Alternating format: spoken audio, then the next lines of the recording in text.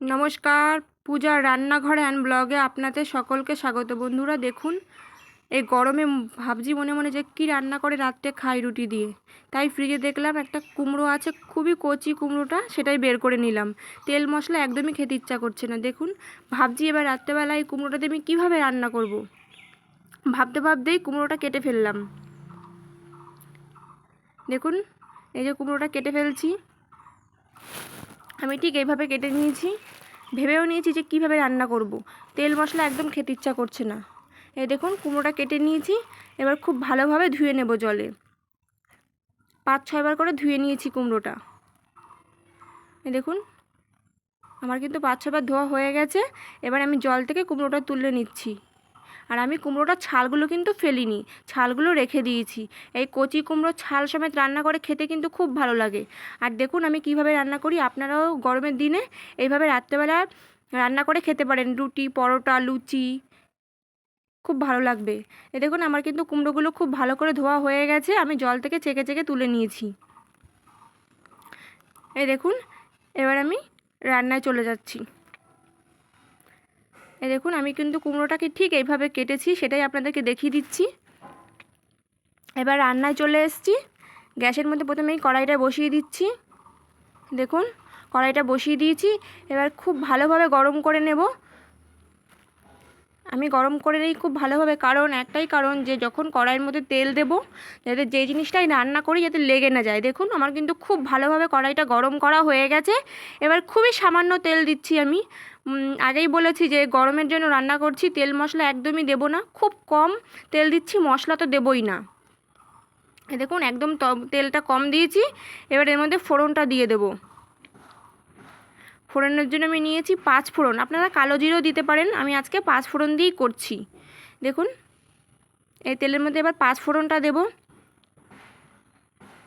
এই দেখুন, 5 ফোড়নটা দিয়ে দিচ্ছি। খুব সামান্য দিয়েছি, আমি বেশি দেইনি। এবার 5 ফোড়নটা ভালো করে হয়ে যাক। এই দেখুন, 5 ফোড়নটা কিন্তু ভালোভাবে হয়ে গেছে। এবার এর মধ্যে কেটে রাখা চিড়ে রাখা 2টো কাঁচা লঙ্কা দিয়ে দেবো। এবার কাঁচা লঙ্কাটাও ভালো করে ভেজে নেব। দেখুন, কাঁচা লঙ্কাটাও কিন্তু খুব ভালোভাবে ভাজা হয়ে গেছে। আমি আজকে এখানে কোনো শুকনো লঙ্কার ব্যবহার করিনি, কাঁচা লঙ্কা 2টো দিয়েই রান্না করব। এবার জল থেকে ছেঁকে ছেঁকে কুমড়োটা দিয়ে দিচ্ছি। এই দেখুন, আমি কিন্তু কুমড়োটা দিয়ে দিচ্ছি খুব ভালোভাবে। আপনারাও এইভাবে করবেন। কুমড়োটা দেওয়া হয়ে গেছে। এবার আমি একটু নাড়িয়ে চাড়িয়ে নেব, তেলের মধ্যে লঙ্কার সাথে যাতে কুমড়োটা মিশে যায়। এই দেখুন, নাড়াচ্ছি। এবার একে একে এর মধ্যে লবণ দিয়ে দেবো, পরিমাণ মতো লবণ দিয়ে দিলাম। এবারে হলুদ দিয়ে দেবো। আজকে রান্নাটাই লবণ, হলুদ আর কাঁচা লঙ্কা দিয়ে আমি রান্নাটা করব, আর অন্য কোনো মশলা পড়বে না। এই দেখুন, হলুদটাও দিয়ে দিলাম, খুবই সামান্য দিচ্ছি, খুব বেশি দেব না। এই দেখুন, লবণ, হলুদ আর কুমড়োগুলো ভালোভাবে একটুখানি কষিয়ে নিচ্ছি। দেখেছেন, কুমড়োটা কিন্তু আমার কড়াইয়ের সাথে লেগে যাচ্ছে না। আমি কিন্তু ভালোভাবে কড়াইটা গরম করে নিয়েছি, সেই জন্যই এরকম হচ্ছে। এই দেখুন, খুব ভালোভাবে কষিয়ে নিচ্ছি। আর আমি এখন কুমড়োতে কোনো জল দেব না, কুমড়োর থেকে যেটুকু জল বেরোবে সেটুকুই সিদ্ধ হতে থাকবে, আমি পরে অল্প জল দেব। আপনারা একবার হলো এই রান্নাটা করে খাবেন, খুব ভালো লাগবে। দেখুন, আমি এবার ঢাকা দিয়ে দিচ্ছি। মাঝারি আঁচে করছি রান্নাটা, গ্যাসটা কমিয়ে দিলাম, এতক্ষণ হাই ফ্লেমে ছিল। মাঝারি আঁচে 5 মিনিট ঢাকা দিয়ে রেখে দেব। এ দেখুন, আমি কিন্তু ঢাকা দিয়ে রেখে দিয়েছি, 5 মিনিট হয়ে গেছে। এবার ঢাকনাটা আমি তুলে নেব। এ দেখুন, ঢাকনাটা তুলে নিচ্ছি।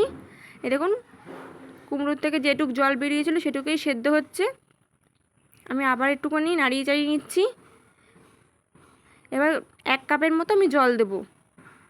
দেখুন, জল নিয়ে নিচ্ছি 1 কাপের মতো। আমি কিন্তু গরম জল দিইনি, এখানে নর্মাল জলই দিয়েছি। 1 কাপের মতো জল দিলাম। যেহেতু রান্নাটা একটু শুকনো শুকনো হবে, সেই জন্য আমি কিন্তু বেশি জল দিলাম না। এই দেখুন, জলটা দিয়েও ভালোভাবে নাড়াচাড়া দিয়ে নিচ্ছি। আবার ঢাকা দিয়ে দেবো 3 মিনিটের জন্য। এই দেখুন, ঢাকা দিয়ে দিয়েছি 3 মিনিটের জন্য। এই দেখুন 3 মিনিটের জন্য ঢাকা দিয়েছি, আবার 3 মিনিট হয়ে গেছে। ঢাকনাটা এবার তুলে নেব। এই দেখুন ঢাকনাটা তুলে নিচ্ছি। এই দেখুন জলগুলো কি সুন্দর করে ফুটছে। আমি কিন্তু এই জলটা রাখবো না, জলটা পুরোই শুকিয়ে নেব। আবার নাড়াচাড়া দিয়ে দিলাম, দেখলাম যে নিচ থেকে ধরে যায়নি তো। এই দেখুন নাড়াচাড়া দিয়ে দিচ্ছি। জলটা কিন্তু এখনও শুকায়নি। কুমড়োটা সেদ্ধ হয়ে গেছে কিন্তু জলটা শুকায়নি। আমি জলটা আরেকটু শুকিয়ে নেব, সেই জন্য আবার ঢাকা দিয়ে দেবো 2 মিনিটের জন্য। দেখুন 2 মিনিট হয়ে গেছে, ঢাকনাটা আবার তুলব। দেখুন রান্নাটা কিন্তু প্রায় হয়ে এসছে, জলটা শুকিয়ে যাচ্ছে। এবার আমি কুমড়োগুলো ভালোভাবে ঘেটে ঘেটে দেবো, ভেঙে ভেঙে দেবো। দেখুন কুমড়োগুলো কিন্তু ভালোভাবে ভেঙে দিচ্ছি। এই দেখুন খুন্তির সাহায্যে ভালোভাবে ভেঙে দিচ্ছি। এইভাবে ঠিক এইভাবে ভেঙে দিতে হবে। আর যে কাঁচা লঙ্কাটা দেওয়া আছে সেটাও ভেঙে দিচ্ছি, তাহলে একটু ঝাল ঝাল লাগবে। এই দেখুন কুমড়োগুলো কিন্তু সবগুলো এইভাবে ভেঙে নিচ্ছি। আর ভাঙতে ভাঙতে নিচ থেকে যে জলটা আছে এক্সট্রা, সেই জলটাও শুকিয়ে যাবে। এই দেখুন জলটা পুরো শুকিয়ে গেছে। এবার আমি একটু সামান্য মিষ্টির জন্য চিনি দিয়ে দেবো। খুবই সামান্য দিয়েছি, বেশি দেইনি। এই দেখুন এবার কুমড়োর সাথে মিষ্টিটা ভালোভাবে মিশিয়ে নেব নাড়াচাড়া দিয়ে। এই দেখুন ভালোভাবে মিশিয়ে নিচ্ছি। আর কুমড়োটাও ভালোভাবে ভেঙে দিয়েছি। আর রান্নাটা কিন্তু প্রায় হয়ে গেছে। আর এর মধ্যে আর কোনো কিছুই দেব না। এই দেখুন কুমড়োয় কিন্তু এক্সট্রা কোনো জল নেই। আর কুমড়োটা ভালোভাবে চিনির সাথে মিশে গেছে। এবার আমি নামিয়ে নেব। দেখুন রান্নাটা হয়ে গেছে, এবার আমি নামিয়ে নিচ্ছি কড়াইয়ের থেকে একটা বাটিতে। এই দেখুন নামিয়ে নিচ্ছি, নামানো হয়ে গেছে। এই যে